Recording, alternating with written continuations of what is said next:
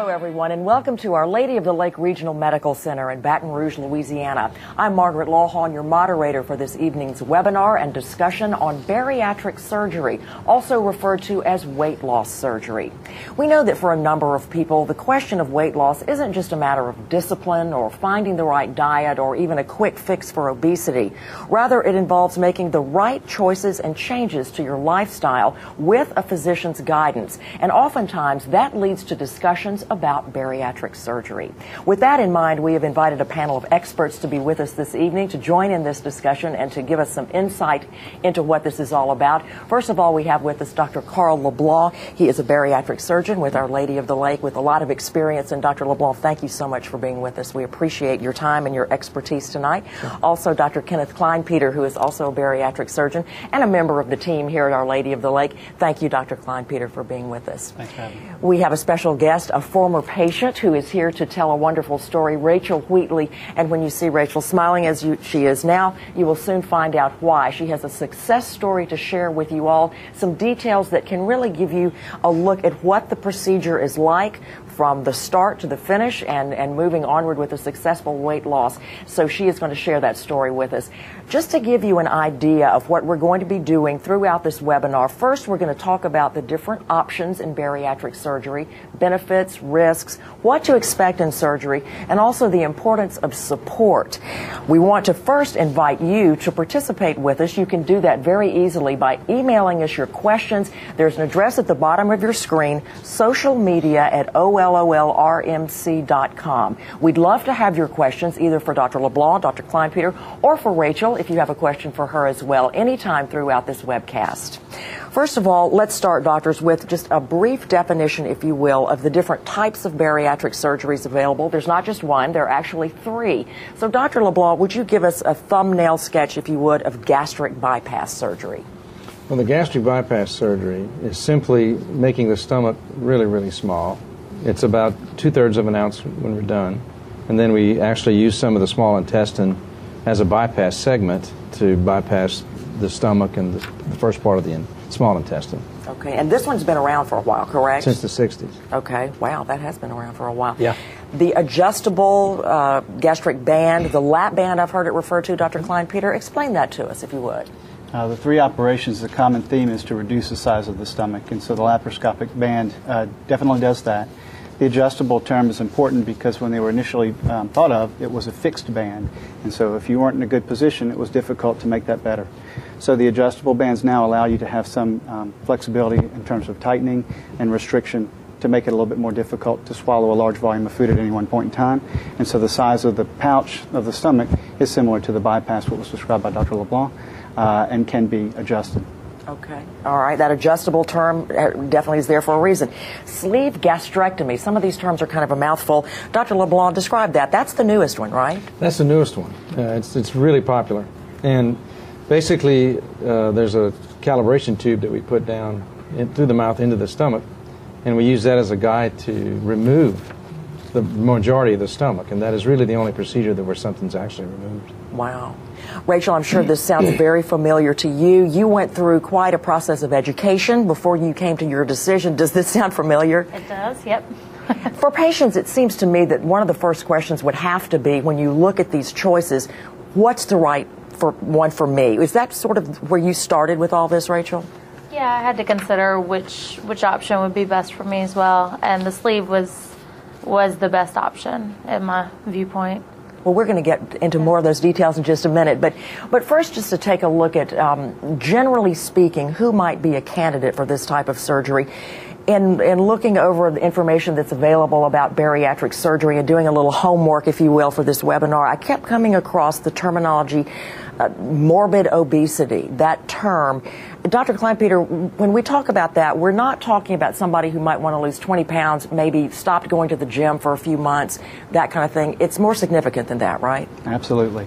Morbid obesity refers to a threshold at which height and weight calculated together exceeds a certain point, at which point the risks of letting that obesity go on over the course of a lifetime would potentially shorten the lifespan.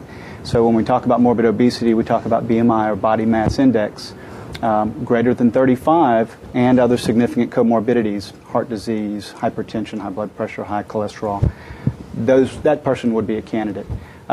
Just having a BMI of greater than 40 is criterion in and of itself.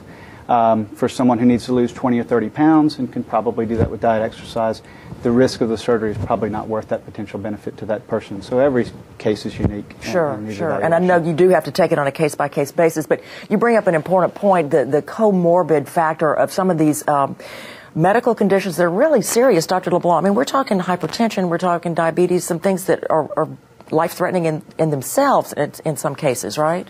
Oh, yeah, very much so. And the most significant is it can have you die overnight is obstructive sleep apnea. Wow. That Reggie Jackson, the football player, died of that very thing. It causes an arrhythmia of your heart. Many times people don't think about all of those other factors that may be going on for people who are overweight to a certain level. You just think, well, if you just lose weight, you'll feel better. But it can be really serious. Very serious. And so anybody that wears one of those CPAP machines or BiPAP machines, that's something they should consider as a cure of it. Absolutely. Don't forget to send us your questions at that email address at the bottom of your screen, socialmedia@ollrmc.com. We'd love to hear from you anytime as we proceed through this webinar. You know, I want to point out that with each of these procedures, we're talking about a laparoscopic surgery. Now, that's a term that's been around for a while. People have heard it. We may use it even and not really know what we're talking about. Dr. Klein-Peter, describe for us a laparoscopic procedure as opposed to an open procedure, the more traditional procedure. The traditional approach simply involves making an incision, getting into the abdominal cavity, working directly with the organs with your hands and instruments. Laparoscopy uses smaller incisions on the order of half an inch, sometimes larger depending on the need for larger instrumentation. But it allows you to minimize the incision size, which is incredibly important for these patients to be able to move and walk, even the night of surgery. And wow. It's an expectation. So they really do recover much more quickly, and it's much safer in terms of preventing things like pneumonias and blood clots, which can be life-threatening. Sure. Now, Rachel, when you heard that the options were all laparoscopic and started kind of considering this, was that important to you that you wouldn't have to have a big incision and maybe a whole lot longer recovery period? Yeah, that was important. I mean, you know, you got to work and get back to life, and sure. knowing that you could do that quickly, you know. Made a big difference, I'm sure. It did. I'm sure. We are getting some questions in from our viewers online, the folks who are joining us and participating online. Now, one of the questions that has come into us, and referring back to people who have other conditions besides, you know, just an obesity issue, as we said, diabetes, what have you, can they immediately stop taking medication after surgery? What kind of recovery might need to take place before a patient could safely get off medication? Dr. LeBlanc? Well, clearly patients that are diabetic, which is the majority, they have to very carefully monitor their sugars. Because in some cases, the patients have to stop while they're still in the hospital. Wow. And they only stay in the hospital a night or two. So it's that dramatic in some cases. Gosh. But the blood pressure is the other thing. Blood pressure medications, they have to monitor that very carefully just so that it doesn't drop too low. Right. It's amazing how quickly some people get off these medications. That's very good to hear. Very good to hear. What about insurance? Is that just on a case-by-case basis, Dr. Klein-Peter, or will insurance cover this procedure? I say this procedure, will insurance cover bariatric surgery? There are usually policies that speak of bariatric surgery on a whole as whether or not that's covered or included within that policy, and that's definitely on a case-to-case basis. Many of the providers, though, have begun to cover sleeves. Traditionally, bypass and bands were covered. More and more have begun to cover sleeves, and it makes a huge difference for a patient who sort of knows about the three, has made a decision and wants a sleeve, but can't because of difficulties financially and not being able to be covered by insurance. That is now changing, and that's a nice thing because it gives another option. Sure it does, absolutely. But it's an incredibly slow process, though, because there's still a fair number of insurance companies that unfortunately don't. So I guess the best advice to that person who asked that question is check with your own insurer and talk to your physician about it and see what may be reasonable for you. Right, at we this have people point. in our office, that's what they do all day long. Okay, well, that's good to know. That's good to know. You handle all this technical stuff, let them handle that technical stuff. A minute ago, we talked just very briefly about these different types of bariatric procedures, the three. Doctors, let's go back over them again, and maybe if you could give me a patient profile, a hypothetical of a patient who might be best suited for a particular procedure. Dr. LeBlanc, with the gastric bypass, can you talk about a patient who would be a good candidate for this procedure? Well, the larger the patient, we find that if there's different grades. I mean, Kenny talked about the BMIs around 35 or 40, but we're seeing patients that have BMIs 60, 70, that Wow. going into the super obese. And those patients that have larger might do better with the bypass rather than the sleeve, particularly the management of the diabetes. And you probably, in those larger patients, might have greater weight loss with the bypass. Wow. Okay. Adjustable gastric banding, the lap band, good option for whom, Dr. Kleinpeter?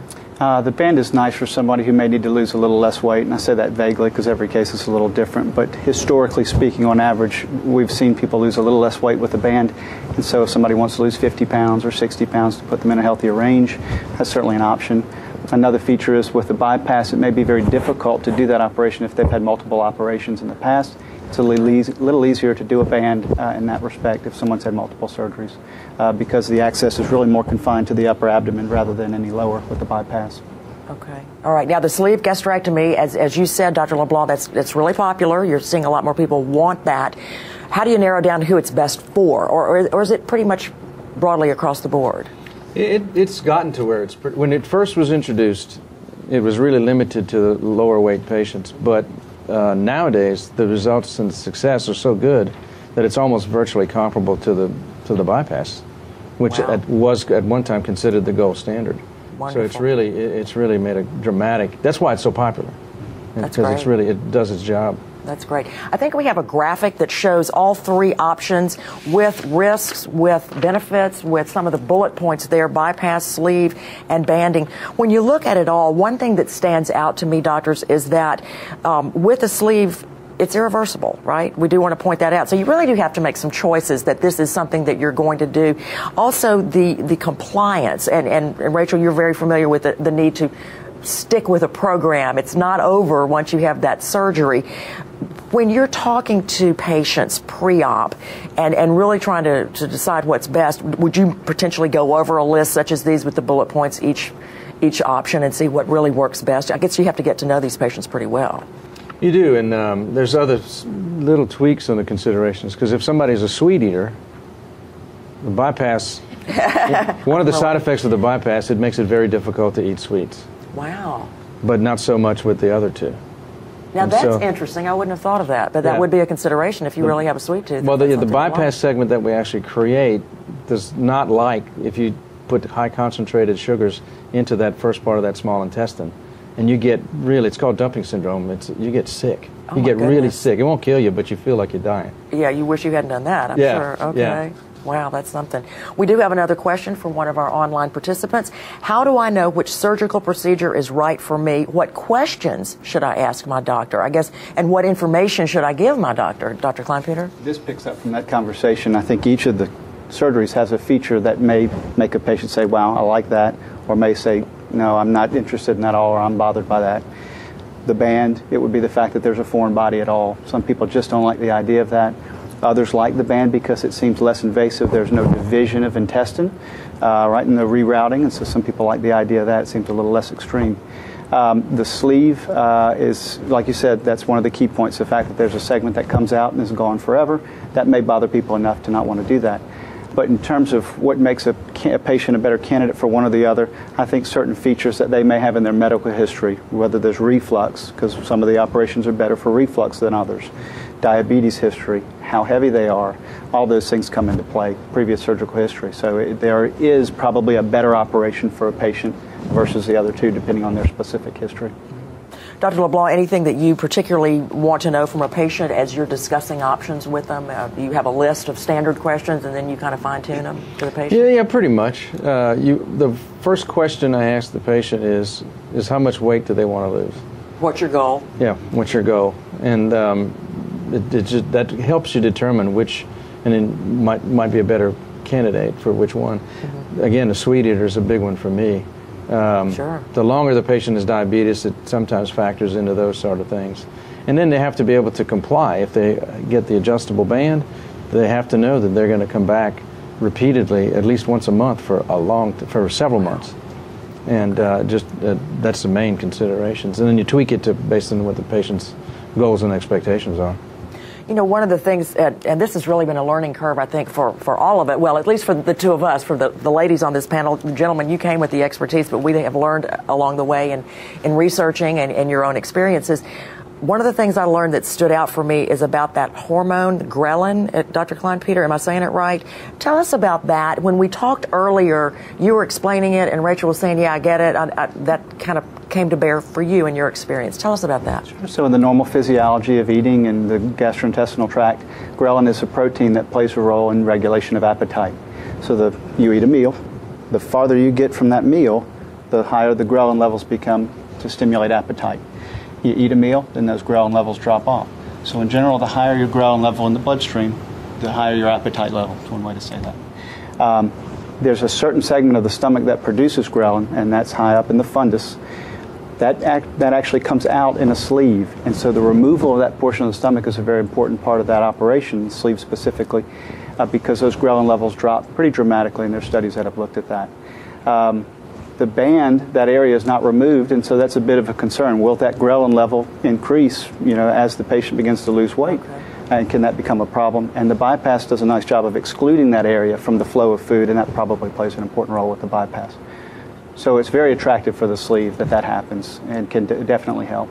Okay, and you're going, Rachel, tell us about that. I didn't know anything about this hormone. I mean, have you noticed? Yeah, I can notice a difference. I'm not usually as hungry as I would have considered in the past. My appetite's not quite there. On the other side of that, you have to have self-discipline and know that you don't want to just eat for the sake of eating. It's, you eat when you're hungry, and I do get hungry. Of course, it doesn't take much to fill that now, You got to know when to stop and when not to eat. Sure. Just for the sake of habit. And why you're eating. Right. Well, I'm bored, or well, eating? I'm nervous, right. or whatever. Exactly. Before we get into more of Rachel's story, I do want to talk about the risks involved here, because as with any surgery, there is risk. I mean, we have to face that and to acknowledge that. Dr. LeBlanc, are there specific risks to the gastric bypass that would not be with the other particular surgeries? Yeah, the main one to consider is the bypass segment itself.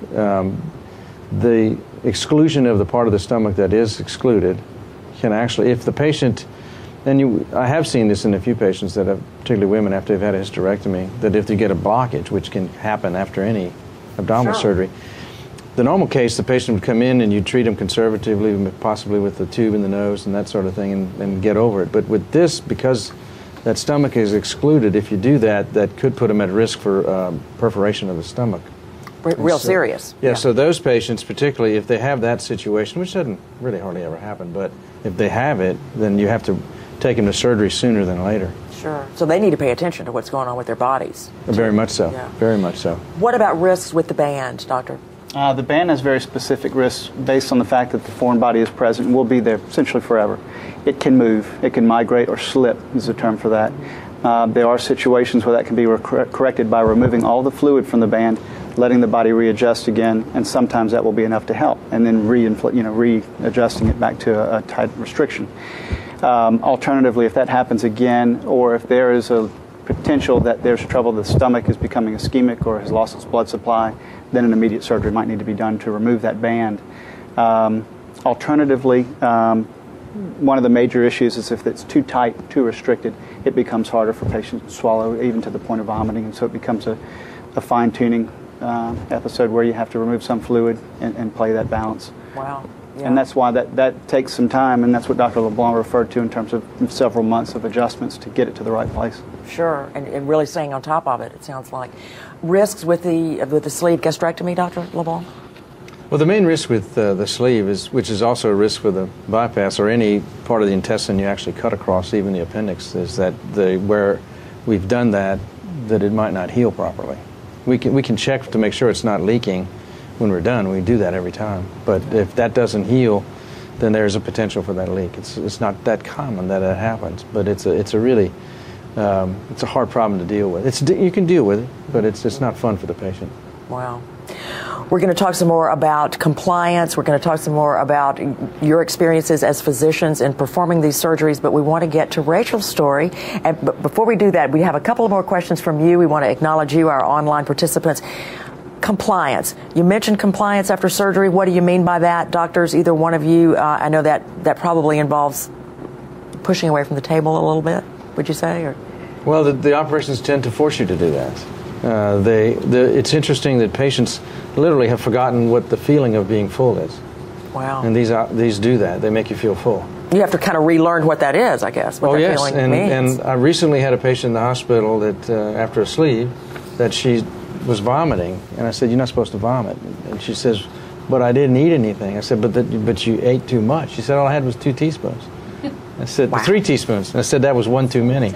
Wow. So she didn't believe me, which they usually don't, but I said, "Well, I'm not going to let you eat for the next 12 hours. Oh, my goodness. And amazingly, her vomiting stopped. Well, there you go. And then she believed me.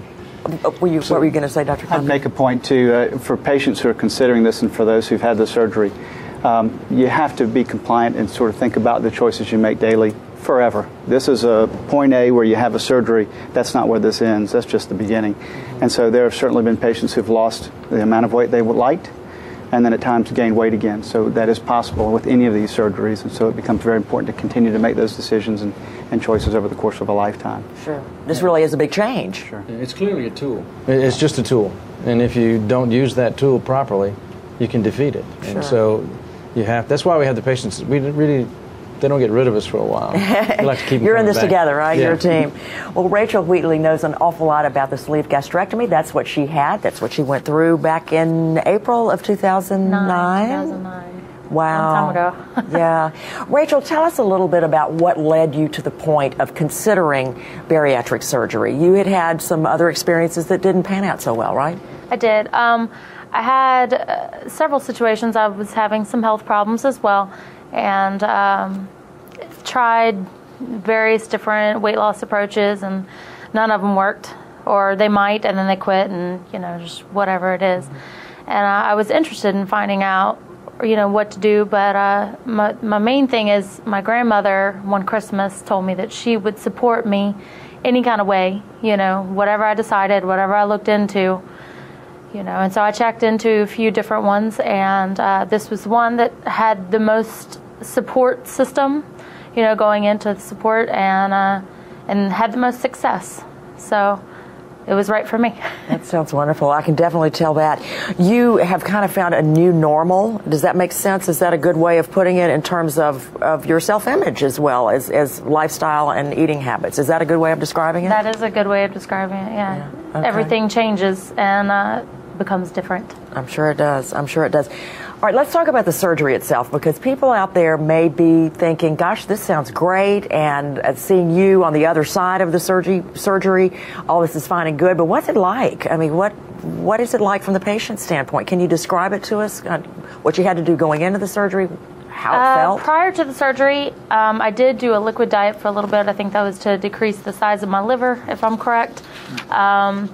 That was nasty. I won't lie. Only way of putting it. But it was good. I mean, it was needed. It was necessary. So then, going in, you had to make sure that you knew what you were getting into, and you were prepared, even in your mind, knowing that this is, like y'all said, it's a tool. It's not a cure-all. It's not a fix-all. And I still have to work at it today. Got to exercise, got to do what's right. Mm-hmm. And sometimes you don't want to make those choices, but you have to. Mm-hmm.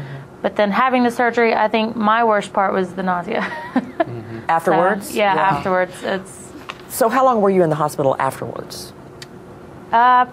Overnight, so maybe a day or two. Mm-hmm. And the overall recovery, about how long after surgery did you start feeling better? I went back to work definitely within, I was out for a full week, and the second week I went back to work. I did half days. I didn't realize how tired I would be. But within 2-3 weeks, I think it was 2 weeks after, I went walking with the lakes with the New You support group. So great. Yeah, and the New You support group is the support group here at Our Lady of the Lake.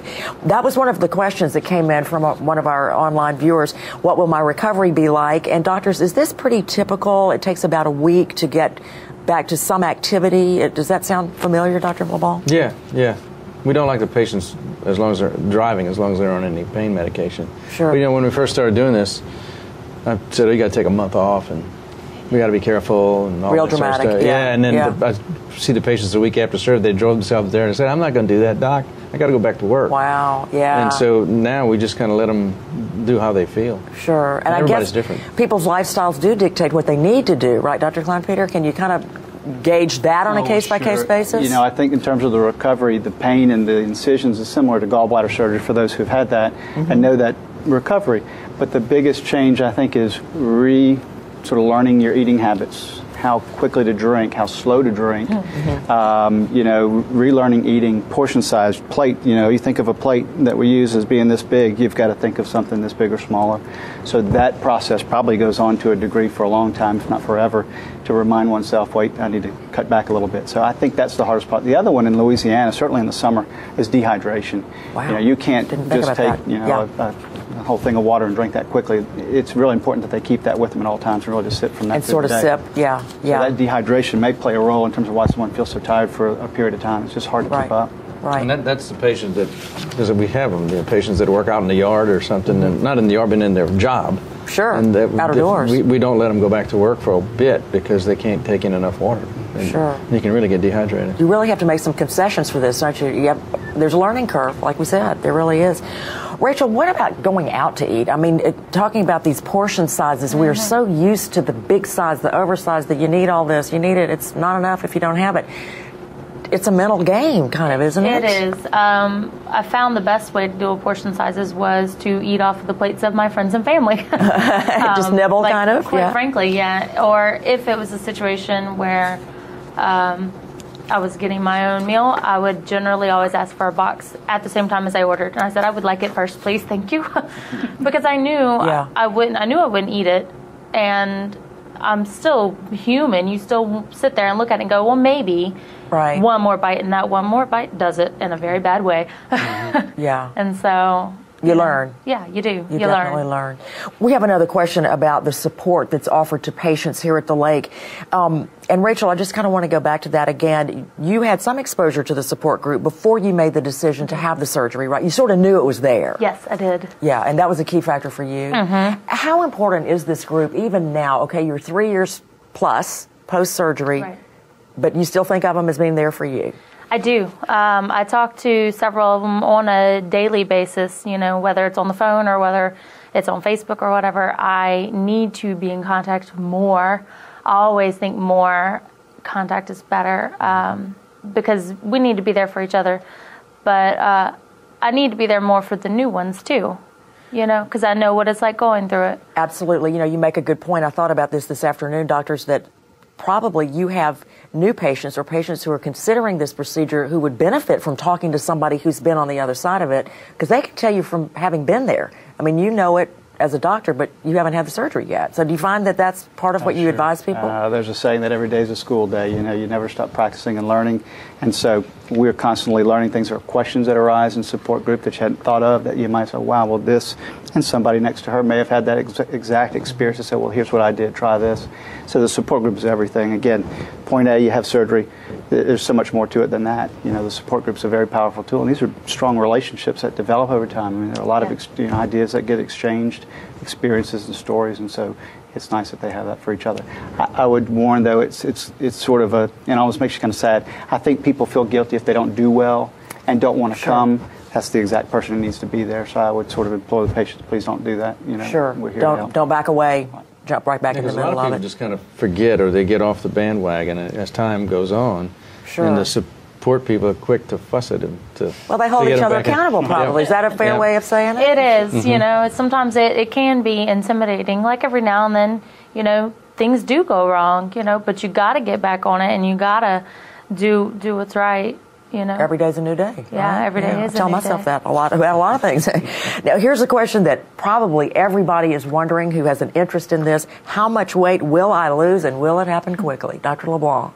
Well, everybody asks that question. Put you on the spot with everybody asks that question, and it's an impossible question to answer, except for the last part. You will lose it quickly. Okay. But what I tell patients, you can kind of gauge the first month. So whatever your weight is, you can predict about 8 to 10% of that weight the first month. Wow. And that's with the bypass and the sleeve. It's it's much less than that with the band. But it takes about a year and a half to lose the weight with those two operations. The band can take 2 to 3 years. Wow. So you really have to be patient if you opt for that. Right. Yeah. Right. Yeah. And but in a year, your body, a year to 18 months, your body just kind of decides that's where you're going to be, and then you just stop. The patients that over long term that do the best, though, are those that actually exercise. Interesting. All right. Let me ask this question that just came in from one of our online viewers. You talked about eating only 2 tablespoons at a time. How many times do you need to eat in one day, and do you need nutrition supplements? Dr. Kleinpeter. Very important point. Sure. Certainly I'll address the first part first. You talk about eating more frequent meals through the day. There's a sort of a middle ground there. You have to be careful that that's not 10, 15, or 20. If it's 6 or 7 and you're getting enough to sort of stabilize yourself and get the nutrition you need, that's fine. But if you go beyond that, it starts to become counterproductive. So yes, you definitely need to have the mindset of smaller meals somewhat more frequently, because 2 or 3 won't do it. The multivitamins is an incredibly important point. Certainly for the bypass, patients are at the most risk of that because there's been an area that does not see food and is important for absorbing some vitamins and minerals. We now have to supplement sort of over and above what would normally be there to keep up, and that's the bypass specifically. So those patients really have to be aggressive about keeping up with supplements over the course of a lifetime. The sleeve and the band need to do that as their diet adjusts, but because they don't have a bypass segment, they still absorb, as much as you or I in terms of how much multivitamin or mineral is there. They can do better, but they should supplement themselves as well. The bypass is just much more important. Gotcha. One more question here from one of our online viewers for now. We have several more questions, but are there any steps needed to prepare mentally for this procedure? And that was actually on my list because it's physical, but it's also mental. Huge deal. Let me ask you this. Let me put it in these terms also. When you're talking to a patient, how can you tell that that patient is ready mentally? I mean, when we think about this, it's a huge life change, huge lifestyle change. As with any change, we have to be ready to take on the challenges as well as the rewards. How can you tell your patient's ready? Well, the vast majority of them come in, and we're not the first person they've talked to about this. They've actually got online and they looked at all the different resources and stuff like that. But we actually have everyone evaluated by a psychologist or psychiatrist. Wow. Because not very often. We're not really trying to see because everybody's crazy, we're not really looking for that. They will help us evaluate the patients so that they have a good support system at home, are they ready in their lives to do that? Sure. And if they're going to be compliant to the needs that their operation would require. And so that's part of the process. And we also have them meet with the nutritionist too as part of the program. And the nutritionist has input to make sure they understand what they're going to have to do, what foods they're going to be able to eat, and when they're going to be able to eat what foods. Sure. So, and if they can understand all of that, then we know that they're ready. But it's a whole group of people that make all those decisions. Wow. We talked a little bit about the importance of exercise, and we all know that exercise is important, but you mentioned somebody who did better, or the fact that people do better if they add exercise. Should someone begin an exercise program prior to surgery if they say, okay, I made the decision with my doctor, let me go ahead and get on that treadmill, or should they really wait until after the surgery? Dr. Kleinpeter? I think, there is in situations lead-up time to surgery, which can be 3 months. It can be very quick. It could be a few weeks. But if there is a period of time, it's nice to begin a process like that, and because you want that to continue as much as it can around surgery. There's obviously a time, 2 weeks to 4 weeks, where the patient might not be ready for that. But an example of a patient who would come for surgery would be somebody who has knee trouble, and they're considering a knee replacement. It's very hard for that individual to do effective exercise to lose any sort of weight. So that person, you might sort of say, hey, look, let's do surgery, let's get you to lose weight, and then we'll start talking more about walking, because it doesn't have to be weightlifting. It can be walking, it can be swimming, it can be biking. All those things are, effective. So there are times when a patient would do well to begin the exercise process beforehand if they haven't already. And then there are situations where circumstances dictate that they wait till afterward. Rachel, how did you approach exercise in looking at your surgery coming up? Before you had the surgery, were you exercising then? Or I did exercise ahead of time. I knew I wanted to do it. I always tried to exercise in general. I mean, your ankles hurt, your feet hurt, you know, everything hurts. And you're busy. You work. You're a businesswoman. Yeah, sure. But a lot of times before surgery, like before having really decided to do it, you're depressed about things, and so you don't. But then knowing I was going to do it, knowing that things would change, it kind of gave me the extra drive to exercise. And you know, you need to get in a habit and get in a routine, and so. We all do. This is good advice for everybody, whether you're thinking about the surgery or not. Now, remember, we do want to hear from you. If you have a question for either Dr. LeBlanc, Dr. Klein-Peter, or for Rachel, please email it to us. That address is at the bottom of your screen, social media at OLOLRMC.com. And we do have a few more questions from folks who are watching us online. Is there an age guideline for these surgeries? Dr. LeBlanc? Well, somewhat. Pretty much for us, the pediatric group of patients, basically someone under 17, 18, we just don't operate on those. We don't do that side individuals. And but there are places around the United States that are. Okay. And it was years ago considered an experimental procedure. But if you have a child that's 16, 15, and weighs 300 pounds, they're never going to lose that weight. Sure. So there are places that are doing that. Is there a cap on the age, on the other end? Well, on the other end of it, a lot of it depends on all the factors that we've talked about, the weight of the patient, all the comorbidities, because frankly, if someone gets with a lot of medical problems, then any surgery would become risky. Sure. And so there's not, per se, there's not, if you're X amount of age, that not necessarily so that there's a cap. Yeah. Now, Rachel, we talked about your journey and how you kind of went through several different steps and experimenting with different things, not to your liking, not to your success, to get to the point of saying, okay, the next step is. What is the first step for a lot of people? Dr. Klein-Peter, I guess the better way of asking it is somebody just asked us, if I'm interested in weight loss surgery, what is the first step that I take? Do I call a physician, general practitioner? What do I do first? Certainly. So in terms of the mechanics of that, sure, talk to your physician.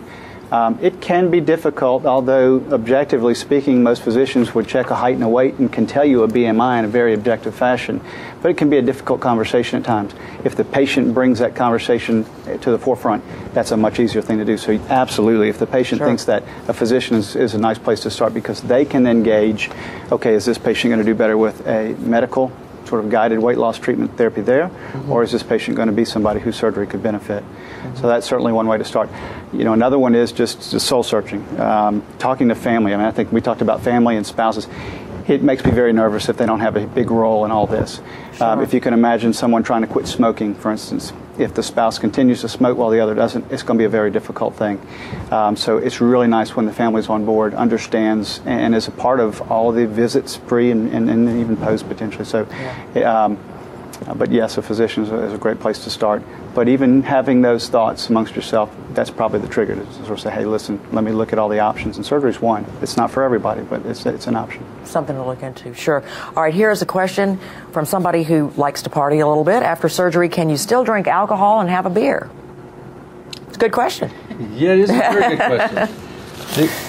This is part of what the decision-making process between choosing which of the operations. Okay. Because kind of like with the sweets, you have to take this into consideration? If you have the bypass, the same thing with the sweet situation. If you have a bypass, very, very likely, one glass of wine would bring your blood alcohol level above the legal limit. Oh, my goodness. You really have to pay attention to that. Yes, Rachel's saying yes, you're aware of that, huh? Yeah, even with the sleeve, you have to be real careful. Can you do it? Yeah, but you have to be real careful. Wow. Now, here's something I hadn't even thought about. Is plastic surgery necessary after weight loss surgery? I guess maybe a tummy tuck or something like that? Or, I mean... Multiple sites that they're referring to. One would be under the arms. Some people want to remove excess tissue there.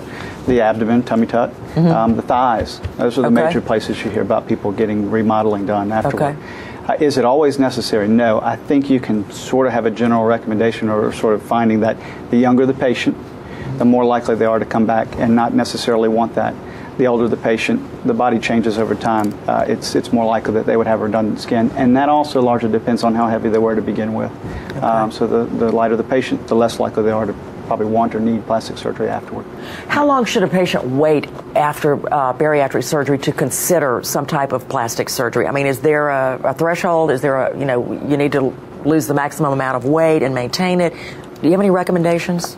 Yeah, you do want to lose the maximum amount of weight. But the question is when have you done that? When, yeah. So the rule of thumb is a year to year and a half, and that's why we have the patients come back so we can weigh them and we can keep a close eye on that. But a general good guideline is if you've gone a 3-month period where you've lost no significant amount of weight, then that's probably after that period of time you could consider it. Okay. But most patients don't have plastic surgery. Oh, they don't? Most do not. Wow, wow. We talked a little bit about, we talked about the protein, ghrelin. We talked about the appetite. This person wants to know, how do I control my appetite after surgery? Is it just a process of getting used to the new you, Rachel? There is, there is a process of that. I make decisions every day, decisions to not drink carbonated drinks. I don't drink Cokes. I make decisions to not do fast food. You know, I'm not going to say I haven't ever had. I have, but it doesn't feel the same. It doesn't taste the same, and it certainly doesn't sit the same. Okay. Fried food, fast food, all that. It's a conscious decision. Someone else wants to know what you eat today. Not today, but what do you eat in general post-surgery? I still always try and get protein first. That's if I don't get protein, I can always tell because my hair starts kind of coming out a little bit. And I eat protein and it's perfectly fine, not an issue. But even to this day, I have some issues with that. But I like to do eggs in the morning. I usually do eggs. Maybe one egg is usually way more than enough, for me. And maybe a half a slice of bread or something, or some fruit. Either way, fruit's always better. Sure.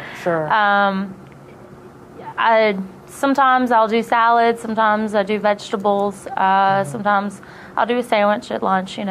Can you put butter on a roll or butter on a baked potato? I mean, is butter taboo? You mentioned that you don't eat fried foods, but I don't eat. I do not like to eat fried foods because it sits heavy. I do butter, but I usually go light on a lot of that kind of stuff. And what about sweets for you? Are you a lady with a sweet tooth? So you're able to manage that because of the sleeve? I don't have problems like some people have with the bypass. Now, you have to control them. You can't, you have to have self-control with anything, And whereas maybe before I would have sat and ate a whole carton of something, 2 teaspoons, 2 tablespoons, this is good. I don't need anything else. You just want it just to taste. Wow. That's all you need. And you need to make sure that you close it off.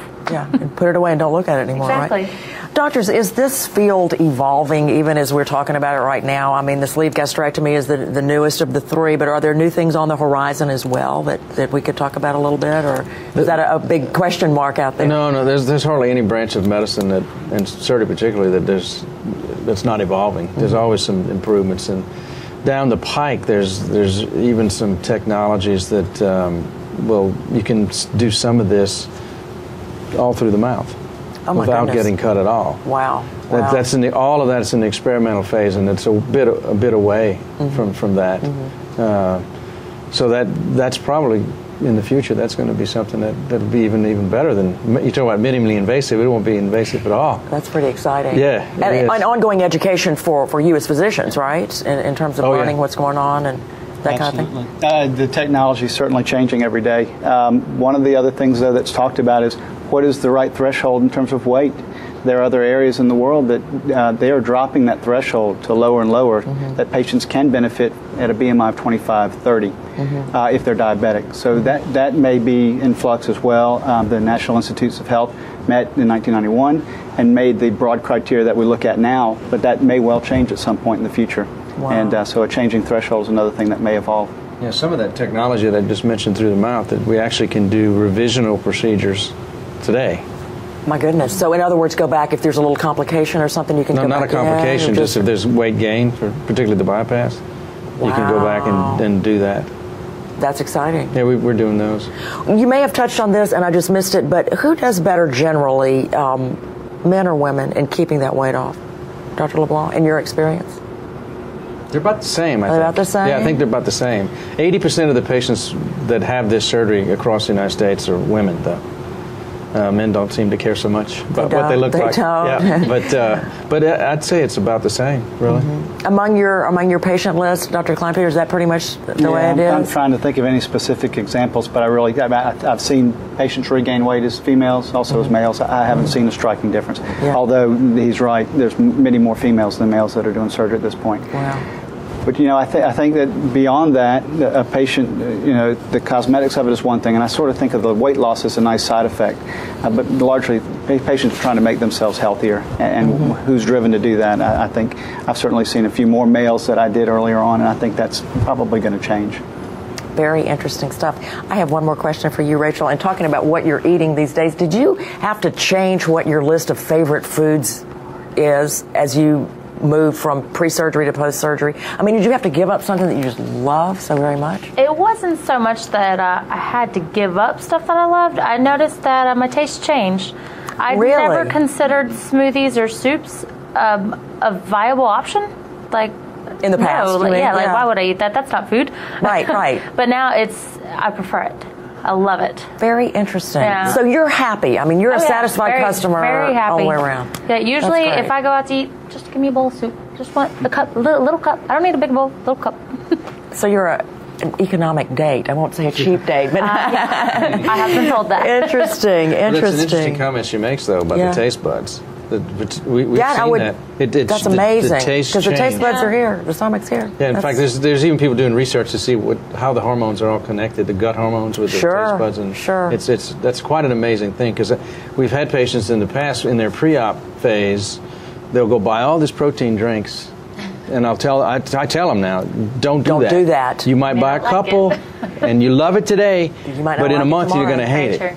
That is so interesting. Yeah. Wow. Well, we want to point out one thing that distinguishes Our Lady of the Lake and the bariatric department there, and that is the fact that it is a bariatric surgery center of excellence. That's quite a designation. Dr. Kleinpeter, what does that designation entail? What does that mean? Broadly, you're talking about a designation that speaks to the volume, quality of care that's given in a specific center for bariatric surgery specifically. They'll look at the volume of cases done by each of the surgeons. They'll look at the volume of cases done as the hospital on the whole.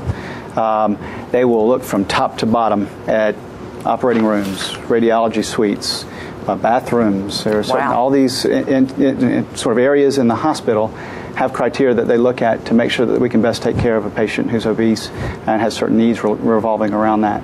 And so it's a huge undertaking. It's a great honor, and it's wonderful that's a part of our program. It really is. Well, Dr. LeBlanc, you were just sharing with me that you have recently lectured internationally, and I know that it's a point of pride for us here at Our Lady of the Lake that it is a center of excellence. Oh, it is. It is. We've been doing these in the Baton Rouge area. The Lake's been doing these operations longer than anybody.